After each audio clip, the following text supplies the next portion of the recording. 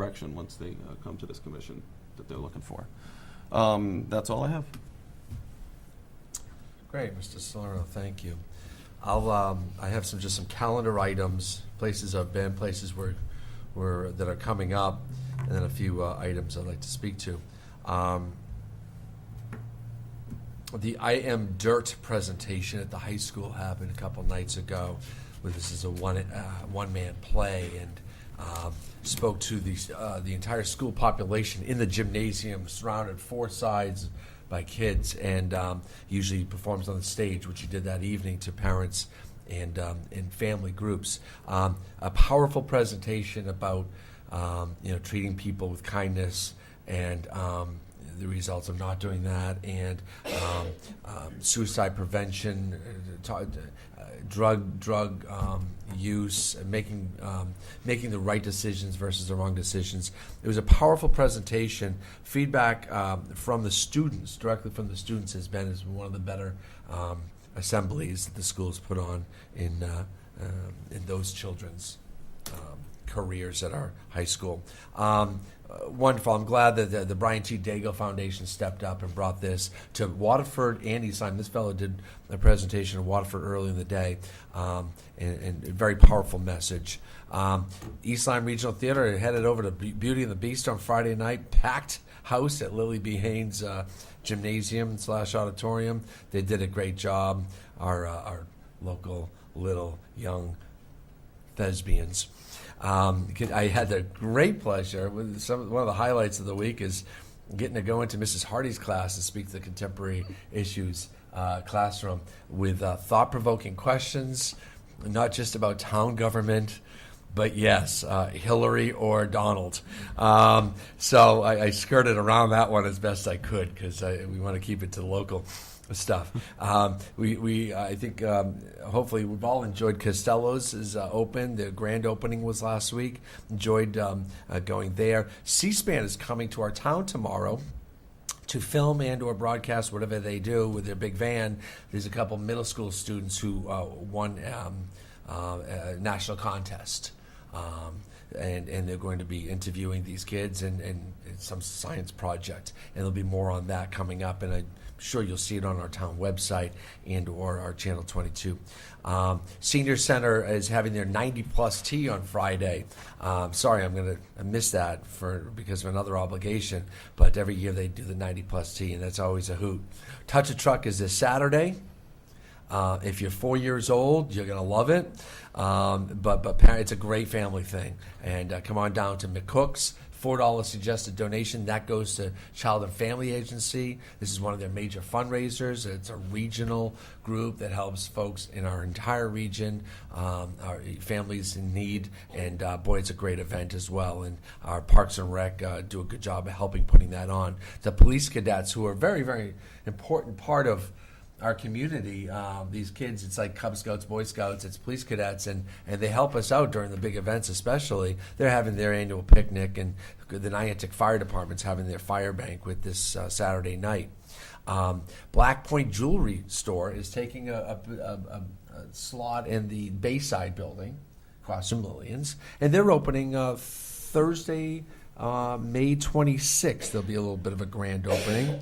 You'll have to check for a time. Indigo is opening this Friday. They're having a grand opening celebration, ribbon cutting. They've been open for a little while. They're the folks that also own Tumbleweeds, but they're up the street a little bit down near Crescent Point. Great little store, and our little downtown's got some places to shop and go to. And the more the merrier. That creates more of a sense of place, and where folks coming into town, they don't just have one or two stores anymore they can visit. There's a whole lot going on downtown. So that's this Friday, 5 to 8. The Boardwalk rededication is on May 28th at 11 a.m. You're all welcome to come. It will be on the Boardwalk. I don't know how these folks are going to put this on.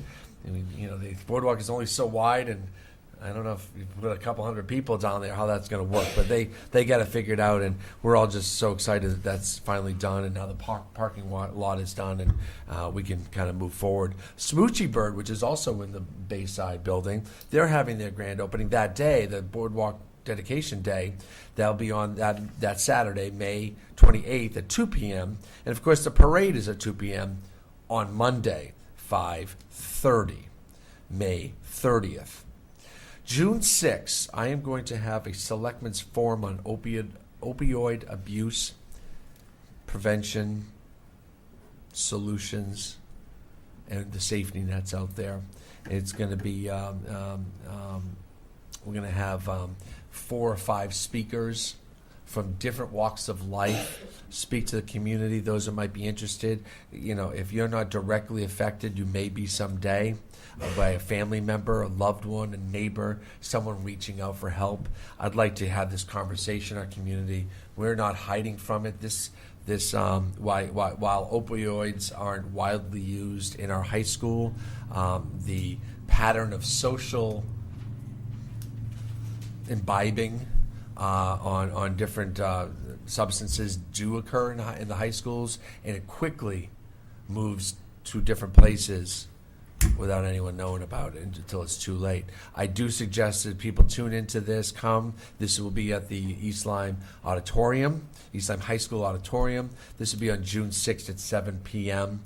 I encourage all the selectmen to be there. And then as I start rolling out the press for this, if you'd help me spread the word, this is a very, very important subject matter in our region, in our nation, and yes, in our town. Our first responders are out there weekly with Narcan, saving lives now for heroin overdoses in our town.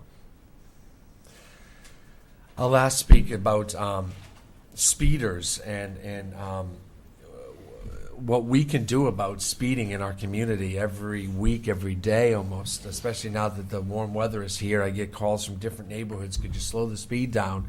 And I can't, you can. I'm asking East Lyme residents to be mindful of the speed, even especially on the roads that you travel. They're close to home, that you can know it by closing your eyes. You know these roads, but of course, first of all, please don't close your eyes, and second of all, slow it down, maintain the speed, set the prevailing speed as a slow speed. There's joggers on our roads, there's dog walkers, there's kids. We have a great community with great neighborhoods, but people fly through them. And, it's only going to get busy this summer. And, I'm reminded of when my family and I used to go up to Vermont a lot to do some skiing. And sure enough, those locals up there would maintain the speed limit. They would set the prevailing speed by slowing it down. So all us southern, what do they call the folks from the Flatlanders, would be coming up to the hills, and they'd slow us down. And sitting in this seat, in this position, with the feedback I'm getting from every neighborhood, Upper Patagonia Road, Old Black Point Road were 2 I received today. Please slow down. East Patagonia Road, around Gorton Pond. We don't need to go 20 miles above the speed limit. We can slow it down a little bit and keep it safe. And we're going to try to do a little bit of, we're going to do some enforcement this year. We're going to step up enforcement on our side roads, not just our main arteries, because this is where it's happening. We're going to try to put out some signs, some lawn signs that ask people to slow down. And the other concern is people in sidewalks. We have a real concern with people in sidewalks, especially in our downtown area, and people flying through. We need to slow down. We need to be mindful of pedestrians. I'm going to start this campaign. I want you all to join in with me, and I'm hoping the townspeople will take to heart that, it's a great community. We need to do our part. And our part might be as simple as leaving 1 minute earlier in the morning and just slowing down a little bit. And that's all it would really take, is 1 or 2 minutes early, or getting home 1 or 2 minutes later. And it will make all the difference in the world to the quality of life in our community. That's my comments for tonight. Mr. Nickerson, Yes, I wonder ma'am. if you might fill us in on the progress of the cleanup of the Romagna Road area and the demolition of the building that we had agreed to. It's being worked on. I know there was a dumpster out there the last time I slowed down and looked to my left. And I don't know if that building is coming down, the one on the roadway, and there are plans to, I can have Joe Burgon maybe come in next time and talk about what we're doing. We're building up a berm around the property, and plantings, and we're going to fix up believe it's a masonry building that's in the middle. And also, again, put plantings in to hide some of that property. But the building along the street, along Roxbury Road, will be coming down. Do we have a timeline for that? I can't, off the top of my head, I'd be making it up. But we are working on it. We were looking for LoSiP money from this year and borrowing into next year. So kind of going to straddle that fiscal year a little bit so we can take advantage of that. It really is an eyesore. It's been one, and we're going to have it cleaned up, and that's my commitment. We're going to get it done. So I Couldn't agree more. did talk to Joe about it, Yeah. and he says right now the dumpster's there, and they're clearing stuff out into the dumpster, and he's trying to get it in when some of the public works have extra time, but he was hopeful it was going to happen by the summer. Yeah. Get that. So I'd be remiss if we didn't talk about the referendum. There is a budget referendum. It will be tomorrow if you're watching us live on the 18th of May. The budget referendum is on the 19th of May. It's Thursday from 8 a.m. to 8 p.m. It's our operating budget, representing a 3.3% increase in our overall budget, which includes schools and town government. Please go out and vote. All voting will be done at the community center. All 3 districts will be done at the community center. So please come out and vote. Yes, I will add, it is very important, no matter which side you're going to vote on. Every vote does matter, as they discovered in North Stonington, where their referendum on the schools passed 908 to 905. It was a difference of merely 3 votes. So if you think your vote doesn't matter, don't believe it, because it really does. Yes, indeed. Yes, indeed. What else? Any other things we should? did you want to bring up mention the before we- state cutback? I mean, there was East Lyme was 250.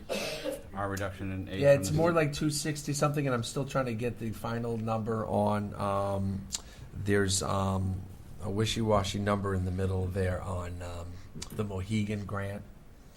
The transportation money all went away for education. The adult ed got tapped into. The pilots received a little damage, but damage. In other words, money taken away. MRSA, which is the state sales tax, which we were by formula supposed to get $350,000. That's how this thing was designed. They scaled that back at least $100,000. So we're in the 260 to 280 range of cutbacks. The Board of Finance, after the referendum, will set the mill rate, keeping that in mind, and they'll make a determination how they will fold that in. Thanks. I'm glad that mess is over at Hartford, but there's a bigger one coming. So that said, public discussion. Further comment by the public? Come on up. Name and address for the record, please.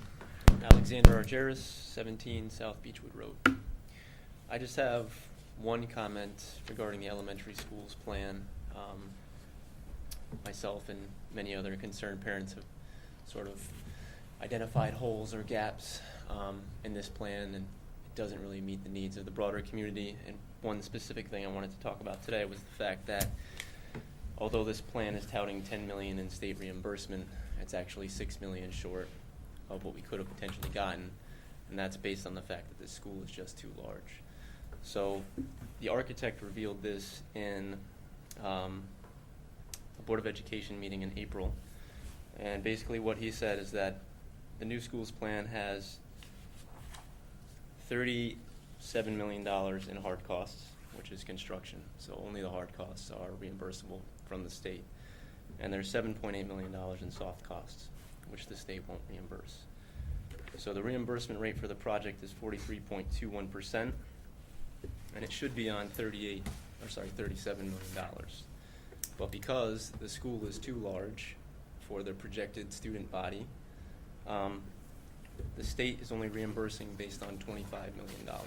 So that's $12 to $13 million that's not eligible for that reimbursement percentage. So the plan touts a $10 million reimbursement from the state, but because the school is too large, which is another problem with the plan, there's $6 million that we're basically passing on to the taxpayer. So in a time when we're talking about being fiscally responsible and mill rate increases, I think this is kind of a glaring oversight by the Board of Education, and they were all very surprised when the architect made that comment during the Board of Education meeting. No one seemed to know that this was happening, and they were all very surprised by it. So I just wanted to point that out. When you do get presented with the elementary school's plan, this should be a specific item that you kind of keep in mind, along with every other comment that a lot of other concerned parents have raised. The numbers don't add up. The plan doesn't make any sense. Thank you. Thank you, sir. Any other comments? Okay, motion adjourned. So moved. Second. All in favor? Aye. Any opposed? We're out.